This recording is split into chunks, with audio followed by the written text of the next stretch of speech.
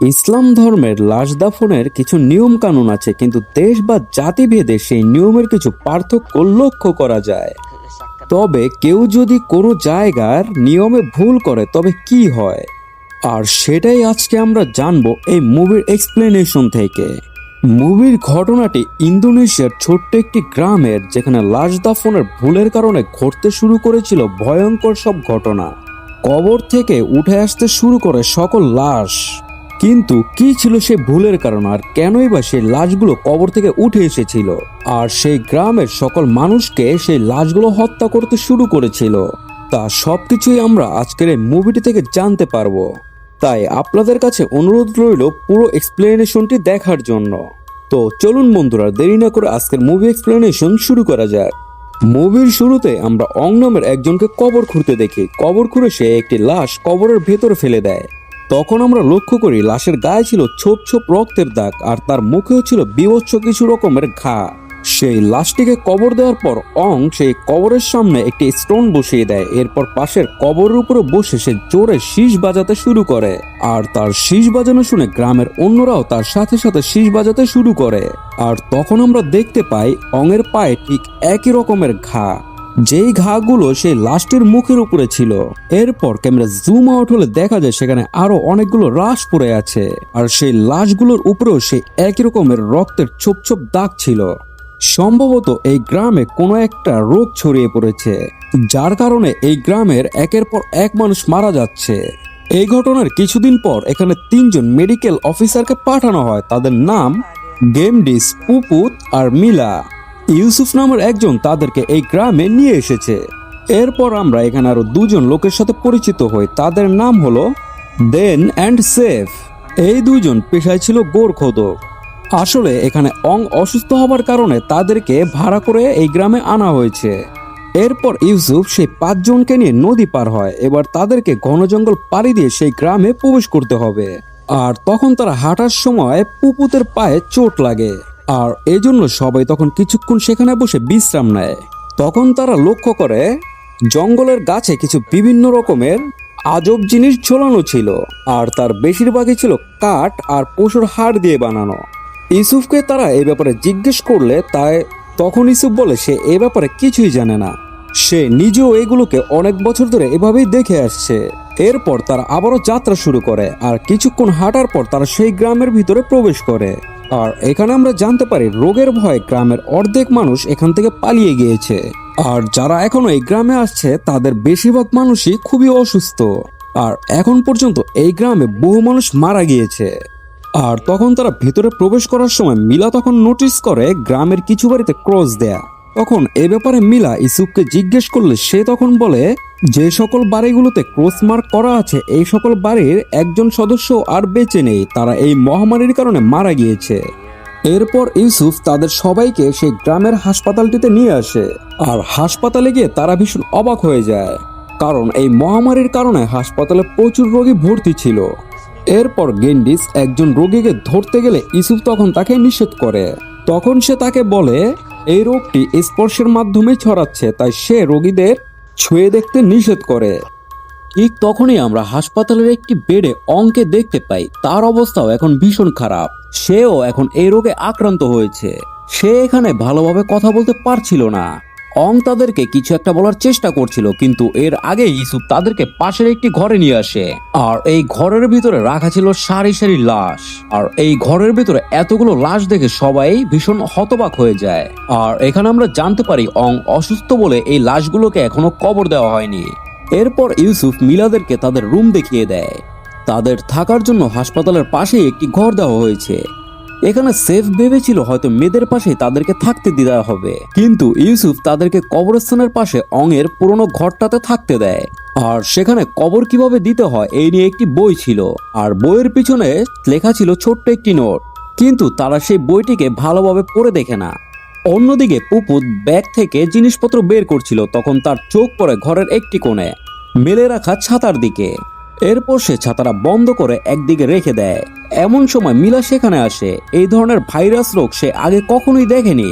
তখন পুপুত তাকে বলে সেও আগে কখনো এরকম রোগের ব্যাপারে শুনেনি। এরপর মিলা কিছু জিনিসপত্র ওয়ার্ডে দিয়ে যায়, আর পাশের রুমে থাকা লাশগুলো থেকে বাজে গন্ধ আসছে দেখে মিলা সেখানে কিছু ন্যাপথলিনের গোলা ছড়িয়ে দেয়। ঠিক তখনই হঠাৎ একটা গোলা গড়িয়ে তার দিকে আবারও ফিরে আসে। আর এই দৃশ্য দেখে মিলা তখন কিছুটা ভয় পেয়ে যায়, আর এক দৃষ্টিতে সামনের লাশের দিকে সে তাকিয়ে থাকে।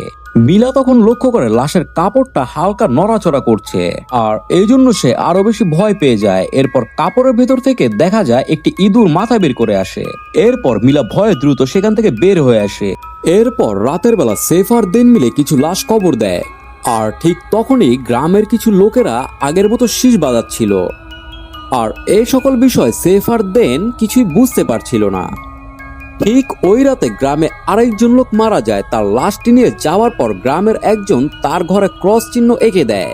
ঠিক তখনই তার মনে হয় ঘরের লাইটগুলো হয়তো জ্বলে উঠলো, তাই সে ভেতরে চেক করতে ঢোকে। ফেরার সময় লোকটির পা লেগে রঙের কৌটা পড়ে গেলেই সেখানে আমরা দুটো পায়ের ছাপ দেখতে পাই। আর এই দৃশ্য দেখে সেই লোকটা ভয় সেখান থেকে পালিয়ে যায়। এর পরের সিনে আমরা পুপুতকে দেখতে পাই। সে গোসল করার সময় অনুভব করে কেউ হয়তো ওয়াশরুমের দরজায় বাড়ি দিচ্ছে। ঠিক তখন সে বাইরে চেক করতে এলে অং তাকে চেপে ধরে, আর সে বারবার দাপন শব্দটা বলতে থাকে। আর হঠাৎ সে পুতকে ছেড়ে দিয়ে মাটিতে পড়ে যায়, আর তখন মাথায় আঘাত লাগার কারণেই অং সেখানেই মারা যায়। অন্যদিকে গেন্ডিসের সাথেও ভয়ঙ্কর সব ঘটনা ঘটতে থাকে। সে নামাজ পড়ার সময় বারবার জানালায় নক করার শব্দ শুনতে পায়, আর যখন সে সালাম ফেরায় তখন আমরা দেখি একটি কাফনে মোড়ানো লাশ বারবার মাথা দিয়ে জানালায় বাড়ি দিচ্ছে। আর গেন্ডিস যখন সেদিকে তাকায় তখন সে সেখানে কিছুই দেখতে পায় না।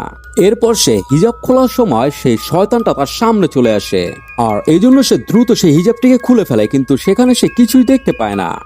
এরপর রাতের বেলা কবরস্থানের মশালগুলো এমনি এমনি নিভে যায়। সেফ আর দেদিন তখন ঘুমাচ্ছিল, আর এমন সময় কেউ একজন তাদের ঘরে নক করে। সেফ দরজা খুলে দেখে বাইরে কেউ নেই, মশালগুলো নিভে আছে। তাই সে নতুন করে সেই মশালগুলোকে জ্বালিয়ে দেয়। এমন সময় আমরা তার পিছে দুটো ভয়ঙ্কর লাশকে দেখতে পাই। ঠিক তখনই পিছন থেকে দেন চলে আসে, আর তাকে বকা দিয়ে ঘরে নিয়ে যায়। পরের দিন আমরা অং নামের একটি মেয়েকে দেখি। তার মা এই রোগে আক্রান্ত, কিন্তু সে হাসপাতালে গিয়ে ট্রিটমেন্ট করাতে চাইছিল না। তাই সে পরের দিন হাসপাতালে এসে গেন্ডিসকে রিকোয়েস্ট করে তার মাকে একবার দেখে আসতে, কিন্তু গেন্ডিসের এখানে অনেক কাজের প্রেশার, আর এই জন্য এই মুহূর্তে কারো বাড়ি গিয়ে কারো ট্রিটমেন্ট করার সময় তার কাছে নেই। তাই সে অংকে বলে তার মাকে যেন সে এখানে নিয়ে আসে, কিন্তু অং বারবার তাকে রিকোয়েস্ট করতে যাচ্ছিল। ঠিক তখনই সেখানে মিলা চলে আসে। সে ডিউটির পর অংয়ের বাড়িতে যেতে রাজি হয়, কিন্তু এই জন্য এখানে আমরা দেখতে পাই গেন্ডিস মোটেও খুশি ছিল না। ঠিক সে সময় একজন রোগীর কন্ডিশন খুবই খারাপ হয়ে যায়। সবাই তাকে বাঁচানোর জন্য ছুটে আসে, কিন্তু তাদের কাছে কোন রকমের মেডিসিন আর ছিল না। আর মেডিসিনের অভাবে লোকটা সেখানে রক্তবমি করতে করতে মারা যায়। আর এখানে যে অবস্থা এতটা ভয়াবহ সেটা গেন্ডিসরা আগে বুঝতে পারেনি, তাই তারা অল্প করে মেডিসিন নিয়ে এখানে এসেছিল। আর এখন যেভাবেই হোক আরো মেডিসিনের ব্যবস্থা করতে হবে, তাই গেন্ডিস সেফকে বলে দ্রুত ইসুফকে কল করে কিছু মেডিসিনের ব্যবস্থা করতে। কিন্তু এখানে নেটওয়ার্ক পাওয়া যায় না, তাই তাদের নেটওয়ার্ক পাওয়ার জন্য এমন এক জায়গা খুঁজে বের করতে হবে যেখানে সবসময় নেটওয়ার্ক পাওয়া যায়। এরপর সন্ধ্যায় মিলা অংকে নিয়ে তাদের বাড়ির দিকে রওনা দেয়, কিন্তু মাঝপথেই মিলার ওয়াশরুমে যাওয়ার দরকার পড়ে। তাই অং তাকে তার এক ফ্রেন্ডের বাড়িতে নিয়ে আসে। এই বাড়ির কোনো সদস্যই আর বেঁচে নেই। এরপর মিলা ওয়াশরুমে গেলে অং তার ফ্রেন্ডের আঁকা ছবিগুলো দেখছিল। তখন অং এর ফিল হয় হয়তো পিছনে ঘর থেকে তাকে তার ফ্রেন্ড ডাকছে। সে পিছনে তাকে শূন্য একটা কিছুকে ভাসতে দেখে, আর ঠিক তখনই সে টেবিলের নিচে তাকালে দেখে তার ফ্রেন্ড সেখানে বসে কিছু একটা আঁকছে। আর এই জন্য অং ভয়ে ভয়ে সে টেবিলের কাপড়টা সরিয়ে চেক করতে যায়, কিন্তু সে টেবিলের নিচে কাউকে দেখতে পায় না। এমন সময় মিলা অং এর চিৎকার শুনে দৌড়ে বাইরে চলে আসে, আর অং তাকে ইশারা দিয়ে পর্দার দিকে দেখাচ্ছিল। আর তখন মিলা পর্দা সরিয়ে দেখতে পায় অং আসলে এখানে লুকিয়ে আছে, আর তার পিছনে দাঁড়িয়ে আছে একটা অভিশপ্ত ভূত। এরপর সেই ভূতটা হঠাৎই তাদের উপরে অ্যাটাক করে বসে, আর এই জন্য তারা ভয় পেয়ে সেখান থেকে কোনো মতে পালিয়ে বের হয়ে আসে। অন্যদিকে সেফ আর দেন নেটওয়ার্ক খুঁজতে খুঁজতে একটা কুয়ার কাছে আসে। সেখানে ওয়াশরুম থেকে সেফ ভিতরে ঢুকে পড়ে হালকা হওয়ার জন্য, আর দেনও তখন সেই কুয়োটার কাছে নেটওয়ার্ক পেয়ে যায়। তখন সেফ তাকে ওয়াশরুমে পানি দিতে বলে। আর দেন যখন সেখান থেকে পানি উত্তোলন করতে চাইছিল তখনই বালতিটা সেখানে আটকে যায় আর কুয়ার ভেতর থেকে শীষের শব্দ আসতে থাকে। আর সেই শীষের শব্দ শুনে দেন তখন ভীষণ ভয় পেয়ে যায়। অন্যদিকে সেফও তখন ওয়াশরুমের ভিতরে একটি অশরীরী আত্মাকে দেখতে পায় আর এই জন্য সে ভীষণ ভয় পেয়ে সেখান থেকে বেরিয়ে আসে। এরপর তারা দুজনে মিলে দৌড়ে গেন্ডিসদের কাছে চলে আসে। আর এখানে আমরা জানতে পারি তাদের সবার সাথে কিছু না কিছু ভয়ানক কিছু ঘটছে। ঠিক তখনই পুপুতের মনে পড়ে যায় অং তাকে দাফন শব্দটা বলেছিল, হয়তো সে দ্রুত লাশগুলোকে দাফন করতে বলেছে। গেন্ডিস সেফকে বলে তারা কি কবর দেওয়ার আগেই লাশগুলোর দড়ি খুলেছিল কিনা। তখন সেফ তাকে জানায় তারা সবার আগে এটাই করে, তারা সবগুলো লাশের দাফনের নিয়ম মেনেই করেছে। আর এরই মাঝে মিলা এখনো হাসপাতালে ফিরে আসেনি, তাই গেন্ডিস আরো বেশি চিন্তা করতে শুরু করে। এরপর আমরা দেখি অং মিলাকে নিয়ে তাদের বাড়িতে এসেছে। বাড়িতে ঢোকার সাথে সাথে অং এর মা তাকে পানি দিতে বলে। ঠিক তখনই মিলা খেয়াল করে পাশের ঘরটিতে একজন মহিলা বসে আছে। সে মনে করে এটা হয়তো অং এর মা, তাই সে রুমের বাইরের চেয়ারটিতে বসেছিল। কিন্তু ঠিক তখনই আমরা দেখি মিলার পেছনে একটি অশরীরী এসে দাঁড়িয়ে আছে। এর কিছুক্ষণ পর অং এসে তাকে অন্য একটি রুমে নিয়ে যায় তার মায়ের কাছে। আর এই জন্য মিলা একটু অবাক হয়, কারণ সে তো স্পষ্ট একজনকে সেখানে বসে থাকতে দেখেছে। অন্যদিকে পুপুতকে রেখে সবাই মিলাকে খুঁজতে বের হয়েছে। ঠিক এমন সময় পুপুত লাশের ঘর থেকে শীষের আওয়াজ শুনতে পায়। সে মনে করে সেখানে হয়তো এখনো কেউ বেঁচে আছে, তাই সে সবগুলো লাশের কাছে কান দিয়ে শোনার চেষ্টা করে। এমন সময় সেখানে থাকা লাশগুলো জীবিত হয়ে যায়। আর ঠিক তখনই সে যখন পালাতে চেষ্টা করে তখনই রুমের দরজাটি একা একাই বন্ধ হয়ে যায়। আর পুপুত তখন জোরে জোরে সবাইকে ডাকতে শুরু করে, কিন্তু আশেপাশে তখন কেউই ছিল না। এরপর হঠাৎ করে দরজাটি খুলে যায়। এই সুযোগে পুপুত দৌড়ে পালানোর চেষ্টা করে, কিন্তু এমন সময় একটি অদৃশ্য শক্তি তাকে টেনে রুমের ভিতরে নিয়ে যায়। ঠিক তখনই সে পাথরে আঘাত লাগার কারণে তার চোয়াল ভেঙে খুলে আসে আর পুপুত সেখানে নৃশংসভাবে মৃত্যুবরণ করে। অন্যদিকে মিলা অং এর মাকে দেখে বাড়ির বাইরে বেরিয়ে আসে। এমন সময় সে আবারও শীষের শব্দ পায়। আর এই শীষের শব্দ শুনে অংও ঠিক সেভাবে শীষ বাজায়। মিলা অং এর কাছে কারণ জানতে চাইলে অং তাকে বলে এভাবে শীষ দিয়ে তারা মৃতদের সম্মান জানায়। এরপর মিলা তাকে ঘরের ছাতা খুলে রাখার কারণ জানতে চায়। তখন অং তাকে জানায় এটা করলে ঘরে কোনো রকমের বিপদ আসে না। তখন মিলার মনে পড়ে যায় পুপুত হাসপাতালের ছাতাটা বন্ধ করে দিয়েছিল। এরপর মিলা ফেরার সময় বারবার তার রাস্তা হারিয়ে ফেলছিল। তখন অনেকগুলো অশরীরী লাশগুলো এসে তাকে ভয় দেখাতে শুরু করে। সে তখন পালাতে গিয়ে সেখানে পড়ে যায়। আর সে উপর দিকে তাকালে সে লক্ষ্য করে কতগুলো ভূত এসে তার দিকে ঘিরে দাঁড়িয়ে তাকে ভয় দেখাতে শুরু করে। আর এতগুলো অশরীরী ভূতকে দেখে সে সেখানে জ্ঞান হারিয়ে ফেলে। আর জ্ঞান ফিরলে সে দেখে সে একটি খাটের উপরে শুয়ে আছে আর তার পাশে সেফ বসে আছে। আর এমন সময় দেন এসে জানায় পুপুতকে কোথাও খুঁজে পাওয়া যাচ্ছে না। ঠিক অন্যদিকে গেন্ডিস লাশের ঘরে পুপুতের বিকৃত লাশ দেখতে পায়। আর সেখানে পুপুতের লাশ দেখে সবাই ভীষণ ভেঙে পড়ে। পরের দিন গেন্ডিস দেনকে বলে তারা আজকে এখান থেকে চলে যাবে। সে যেন ইউসুফকে দ্রুত এখানে আসতে বলে। তার মুখে একথা শুনে ইউসুফকে কল দিতে সে এখান থেকে চলে যায়। এরপর গেন্ডিস তার নিজের ব্যাগ গোছাতে শুরু করে, কিন্তু মিলা এভাবে পুপুতকে ফেলে রেখে যেতে চাইছিল না। আর এ নিয়ে তাদের দুজনের মধ্যে কটাকাটাটি শুরু হয়ে যায়। এর কিছুক্ষণ পর দেন এসে জানায় ইউসুফ তাদেরকে নিতে নৌকা নিয়ে আসছে। এটা শুনে গেন্ডিস ব্যাগ নিয়ে ঘাটের দিকে রওনা দেয়, কিন্তু মিলা সহ বাকিরা সেখানেই অবস্থান করে। অন্যদিকে গ্রামের সবগুলো বাড়িতে সে অশরীরী আত্মাগুলো আক্রমণ করতে শুরু করে। এদিকে আমরা দেখি একটা অশরীরী আত্মা অং এর মাকে খুবই নৃশংসভাবে হত্যা করে ফেলেছে। সেই অশরীরী লাশটি তার মুখে কতগুলো রক্তবমি করে ঢেলে দেয়। আর অং এর মা সেখানে সাথে সাথেই মারা যায়। এদিকে অশোকটি দেনকেও ধরে ফেলেছে। সে আয়নায় দেখতে পায় তার বুকে একটি ঘা হয়েছে। এরপর সে বাইরে এসে দেখে খাটে সেফ বসে আছে। তাকে দেখে দেন ঝুলিয়ে রাখা হ্যারিকেনটি চালিয়ে দেয়। আর এটা করতে পেছনে থেকে সেফ উধাও হয়ে যায়। এরপর সে ঘরে প্রবেশ করলে সে দেখে খাটের উপরে তার লাশ পড়ে আছে। সে তখন নিজের এমন ভয়ানক অবস্থা থেকে সে দৌড়ে বাইরে ফিরে আসে। আর বাইরে সে সেফ আর মিলাকে দেখতে পায়। সে তখন তাদেরকে দ্রুত এখান থেকে চলে যেতে বলে, নয়তো তাদের মাঝে অসুখটি ছড়িয়ে পড়তে পারে। ঠিক তখনই অং সেখানে এসে হাজির হয় আর তার মায়ের মৃত্যুর খবরটি তাদেরকে জানায়। আর এই জন্য তারা সবাই মিলে অং এর মায়ের লাশটি দাফন করতে যায়। আর এখানে অং তাদেরকে জানায় তার মায়ের শেষ ইচ্ছা ছিল তাকে যেন অং এর বাবার কবরে দাফন করা হয়। আর এরই মাঝে মিলা তখন অন্যদেরকে ডাকতে যায়, কিন্তু ভূতগুলো এরই মাঝে সবাইকে মেরে ফেলেছে। প্রত্যেকটি ঘরে কারো না কারো তখন লাশ পড়েছিল। অন্যদিকে সেফ দ্রুত অংয়ের মায়ের জন্য কবর খুঁড়তে থাকে।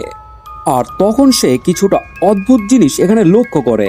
সে হেডস্টোনটি সরাতেই সে লক্ষ্য করে হেডস্টোনটি লাশের পায়ের সাইডে লাগানো হয়েছিল। আর এই জন্য সে কিছুটা অদ্ভুত ভাবে কনফিউজড হয়ে যায়।